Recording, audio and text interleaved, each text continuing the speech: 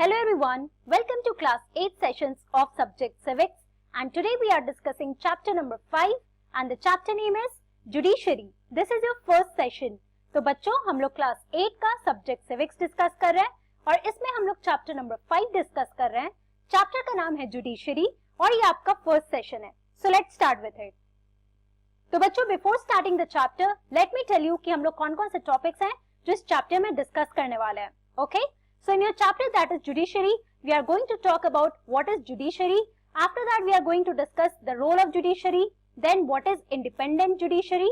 After that the structure of courts in India and lastly we are going to discuss about different branches of legal system. Okay, तो बच्चों first of all let us rewind back to our previous chapter जो आप लोगों ने chapter number 4 पढ़ा था about understanding laws. तो basically उस चैप्टर में आपका कॉन्सेप्ट क्लियर हुआ था about the laws, that what are laws. So basically it is a set of rules that people are made to follow by the state or the government, right? तो उसके बाद हमने देखा किस तरीके से ये laws बनते हैं and also does this law it applies to each and every person. Yes, we saw about the rule of law जिसमें हमने देखा that all the laws are equally applied to each and every citizen and no one is above the law, right? तो ये सारे concept आपके last chapter में पूरे clear हो गए थे. In that you also discussed about the violence Domestic Violence Act of 2005 and through that we understood that how citizens they play an important role in helping the parliament in order to bring up or in order to pass any law, right? तो अब हम लोग बच्चों judiciary के बारे में पढ़ते हैं. Let us understand what is the judiciary. It is one of the organ of the state, right? तो बच्चों आप लोगों ने मैंने आप लोगों के साथ ये भी डिस्कस किया पहले. In class 7 also you have read about the organs of the state, about the executive, about the legislative and also the judiciary, right? तो हम लोग एक एक करके उसके बारे में थोड़ा डिस्कस करते हैं. First of all let us learn what is this rule of law जो आप लोगों ने अपने पिछले चैप्टर में भी पढ़ा था. So we are going to clear the concept of judiciary here, that what is this organ of the state and what is judiciary responsible for, who are in this judiciary and what is the role और the function of judiciary. Okay, so first of all what is rule of law. Okay, let us rewind that. So laws apply equally to all persons and that a certain set of fixed procedures need to be followed when a law is violated. तो बच्चों जैसे आप लोगों ने laws के बारे में अच्छे से पढ़ रखा है तो बेसिकली हमने क्या देखा था that laws it is applied to each and every person equally, right? Be it your president, be it your prime minister, be it a normal citizen, सबके लिए लॉ बराबर होता है. किसी ने भी अगर लॉ को वायलेट किया है तो उसके लिए पनिशमेंट जो भी हमारे कॉन्स्टिट्यूशन में जो भी प्रोविजंस हैं जिसके अकॉर्डिंग उन्हें पनिशमेंट मिलता है, राइट? एक सेट ऑफ रूल्स अगर किसी ने वायलेट किया है so there is certain fixed procedure, उसके अकॉर्डिंग वो सारा फॉलो किया जाता है whenever a person is violating the law, okay, or he is working against the law, right? So to enforce this rule of law we have a judicial system that consists of a mechanism of courts that a citizen can approach when a law is violated.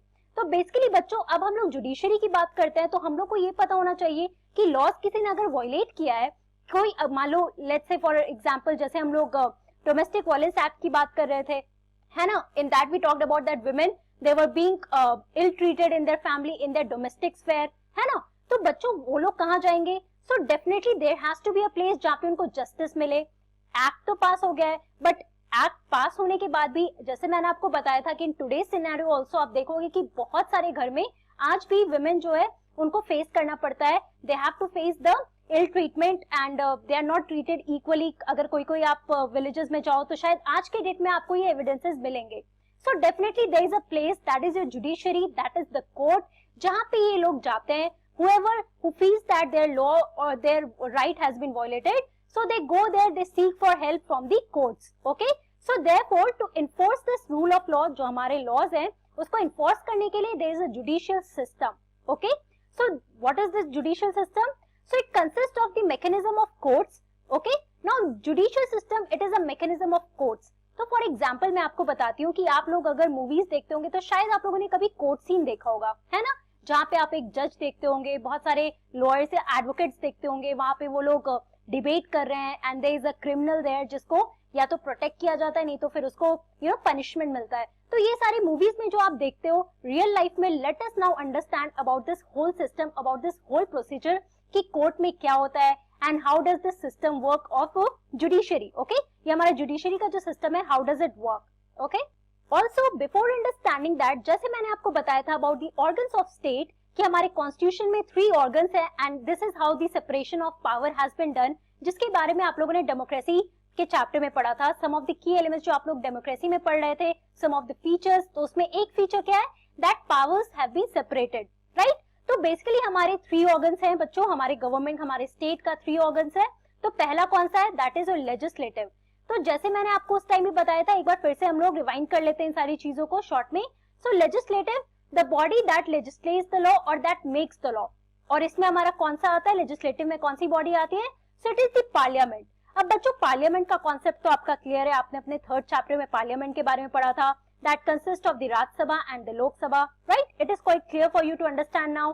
उसके बाद हमारा आता है executive. Now executive is the body that executes law.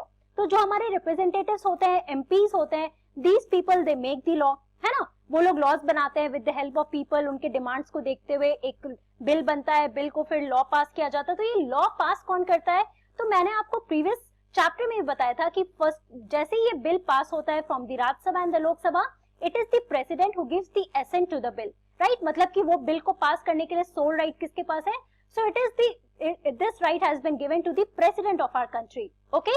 So he executes the law. Therefore, it is the executive, the president. It comes under the executive along with the other organs here. Okay.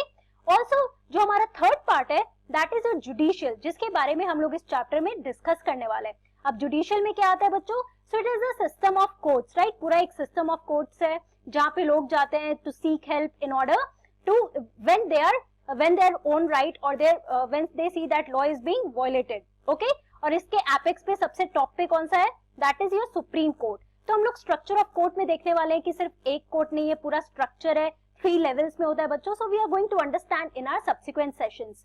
So therefore we can say that the judiciary is the system of courts that interprets and applies the law in the name of the state. तो बच्चों basically क्या होता है कि सबसे पहले laws बनते हैं, okay. Legislative that is responsible for making the law.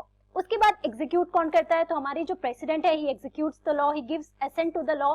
मतलब कहने का क्या है, वो अप्रूव करते हैं that this law can finally be, you know, it can, this bill can finally be made a law, okay. So it is finally the judiciary, it is in the hand of judiciary which is a system of courts, okay, that interprets and applies the law in the name of the state. तो basically judiciary का काम क्या होता है बच्चों, दे have to सी कि जो भी लॉ बना है, so it is in the provision of the constitution. मतलब कि जो भी आपके कॉन्स्टिट्यूशन में जो भी प्रोविजंस दिए गए हैं उसके अकॉर्डिंगली ही लॉ बना है, ओके. अगर कॉन्स्टिट्यूशन के अकॉर्डिंग लॉ नहीं बने, आपके कॉन्स्टिट्यूशन जो हमने कॉन्स्टिट्यूशन के बारे में डिटेल स्टडी कर रखी है, तो जो भी सेट ऑफ डॉक्यूमेंट्स है, अगर उनके अकॉर्डिंग, उनके प्रोविजंस के अकॉर्डिंग कोई भी लॉ नहीं बना है, तो उसको फाइनली जुडिशरी जो है बच्चों, वो लोग इसको नकार देंगे. इट मींस कि वो लोग इस लॉ को रिजेक्ट कर देंगे and they will ask again for the legislative to make और to change this law, okay. So therefore it is in the hands of judiciary who interprets and applies the law in the name of the state, okay. The judiciary also provides a mechanism for the resolution of disputes. तो बच्चों इसके बारे में हम लोग पढ़ेंगे when we will talk about the role of judiciary, okay. So it is a mechanism, it provides a mechanism, you know, एक process through which जितने भी disputes होते हैं, चाहे वो family feuds हो या फिर कोई land के लिए हो या कुछ भी criminal dispute हो, तो उन सारी चीजों के लिए जो एक you know resolution होता है to you know resolve that dispute, all is done in the judiciary in these courts only that we are going to discuss later on, okay. So basically remember that there are 3 organs of state और एक आपका legislative है, एक आपका executive है, एक आपका judiciary है, right. तो बच्चों आप लोगों ने अब judiciary का मतलब समझ लिया है. We have seen what is judiciary and also what are these organs of the state. Now we have to understand what is the role of judiciary, okay. So first of all, as you have known that judiciary, it is a system of courts, okay. So courts take decisions on a very large number of issues.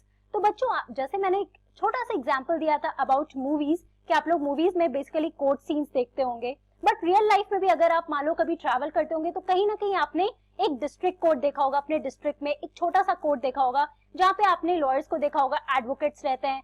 So basically just understand कि हम लोग उस court के बारे में discuss करने वाले हैं कि डिफरेंट जो स्ट्रक्चर्स है, जो डिफरेंट कोर्ट्स हैं, डिस्ट्रिक्ट लेवल पे कैसे कोर्ट्स हैं, also what is this role of judiciary, courts के क्या क्या roles होते हैं. So we are going to understand here, okay. Now this is the picture of your Supreme Court that is located in Delhi, right. अब हम लोग एक एक करके समझते हैं what are the roles of judiciary. So the first role as we discussed right now is about dispute resolution, कि जो भी डिस्प्यूट्स होता है बिटवीन टू पार्टीज या between two states, between the centre and state, तो ये सारी चीजें किसके हाथ में होती है? ये कोर्ट के हाथ में होती है. How to resolve this dispute, how to solve the problem here. Okay, now let us understand this. So the judicial system provides a mechanism for resolving disputes between citizens and the government, between two state governments and between the center and state governments. तो बच्चों basically आप देखो कि आप लोग ये जो हम लोग डिस्प्यूट्स देख रहे हैं किनके बीच हो सकता है, और जुडिशियल सिस्टम क्या किनके बीच ये डिस्प्यूट्स रिजॉल्व करने के लिए रिस्पॉन्सिबल है. तो basically the first here is between citizens. अब मान लो कोई पर्टिकुलर केस आप ले लो, मान लो दो लोग हैं, उनका एक लैंड फ्यूड हो गया, मान लो दो फार्मर्स हैं और उन लोगों ने आपस में लड़ लिया है लैंड के लिए कि उनकी प्रॉपर्टी है, दूसरा क्लेम कर रहा है ये उनकी प्रॉपर्टी है, राइट. अब उनके पास तो कुछ हाथ नहीं, उनके दे कांट डू एनीथिंग. या तो वो फाइट कर सकते हैं, right. Now they can either kill each other, they can fight with each other, या तो फिर वो लोग जस्टिस के लिए कोर्ट में जा सकते हैं. सो बेसिकली जब ऐसा डिस्प्यूट हो between two citizens, so it is resolve by this judicial system, by this system of courts. Okay, चाहे वो उनका लोकल कोर्ट हो या फिर डिस्ट्रिक्ट कोर्ट हो या डायरेक्टली वो लोग सुप्रीम कोर्ट या स्टेट कोर्ट में जा सकते हैं, राइट. जिसके बारे में हम लोग एक एक करके डिस्कस करेंगे. अब सेकंड कौन सा है? So it can be between citizens and the government. तो बच्चों दूसरा आपका होता है कि बहुत सारे ऐसे केसेस होंगे, हम लोग एक दो एग्जांपल्स भी लेंगे. So there is this dispute between the government, the state government or the central government and the citizen. मान लो लोगों को गवर्नमेंट के कुछ लॉ से प्रॉब्लम है या कुछ ऐसा बिल पास हुआ है या कुछ भी ऐसी चीजें हुई है जो अनफेयर है लोगों के लिए, राइट. तो बेसिकली जब वो डिस्प्यूट अराइज होता है, so it can be also resolve in the judicial system in the courts. Okay, apart from that between two state governments. तो मान लो स्टेट गवर्नमेंट्स के बीच में भी अगर कुछ डिस्प्यूट होता है तो obviously who is going to resolve those disputes? It is the judicial system, the courts that is going to resolve that dispute. Apart from that, between the center and the state government. अब center और state government के बीच में भी कभी-कभी disputes हो सकता है. So definitely इसमें भी कौन आपका resolve करेगा? So it is the judicial system, that is the system of the courts that is going to resolve the dispute between these two, the central government or the state government. तो यहाँ पे आप देख सकते हो first role जो हमने पढ़ा about the judiciary, that is dispute resolution. Okay? तो बच्चों आज की क्लास में हम लोगों ने क्या पढ़ा? Basically we discussed about judiciary, that is the system of courts. और यहाँ पे what they do, so they interpret and apply the law in the name of the state, right. और उसके बाद हम लोगों ने ऑर्गन ऑफ स्टेट्स के बारे में पढ़ा. तो ऑर्गन्स ऑफ स्टेट में हमने क्या पढ़ा? Basically there are three organs. The first is your legislative that makes the law, the second is your executive that executes the law, and third is your judiciary that we are going to discuss और we have discussed right now. That it sees that all the laws that have been passed is under the constitutional provisions. Okay, उसके बाद हम लोगों ने role of judiciary के बारे में पढ़ा और इसमें हम लोगों ने देखा that court performs, they perform so many, they have so many roles to perform in order to settle any disputes or any issues that are going in our country. Okay, तो सबसे पहला आपका क्या था? That is dispute resolution, जिसमें हमने देखा दो सिटीजन्स के बीच में हो सकता है या सिटीजन और गवर्नमेंट के बीच में हो सकता है या दो स्टेट गवर्नमेंट के बीच में हो सकता है या सेंट्रल या स्टेट गवर्नमेंट के बीच में हो सकता है. तो ये जितने भी ऐसे टाइप्स के डिस्प्यूट्स होते हैं, so it is the judicial system और the system of courts that is going to resolve the disputes here. Okay, अब हम लोग नेक्स्ट क्लास में we are going to continue the discussion on role of judiciary. उसके बाद हम लोग आगे पढ़ेंगे more about the judiciary system there. Okay, so that's all for today. Thank you very much. Have a nice day.